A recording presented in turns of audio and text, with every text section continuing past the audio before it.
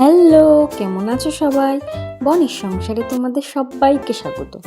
আজ বানাবো মাছের মাথা দিয়ে মুগের ডাল। তো প্রথমে মুগের ডালটাকে ভালো করে ভেজে নিয়ে তার মধ্যে জল দিয়ে সেটাকে সিদ্ধ করে নিলাম। আর এদিকে মা একটা কাতলা মাছের মাথাকে ভালো করে পরিষ্কার করে ধুয়ে তার মধ্যে নুন আর হলুদ মাখিয়ে ভেজে তুলে নিল।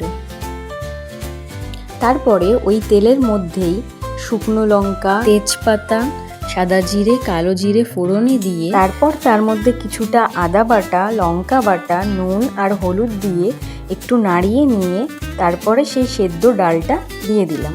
এরপরে ডালটাকে একটু মিশিয়ে নিয়ে তারপরে ভেজে রাখা মাছের মাথাগুলোকে একটু ভেঙে নিয়ে ওই ডালের মধ্যে দিয়ে দিলাম।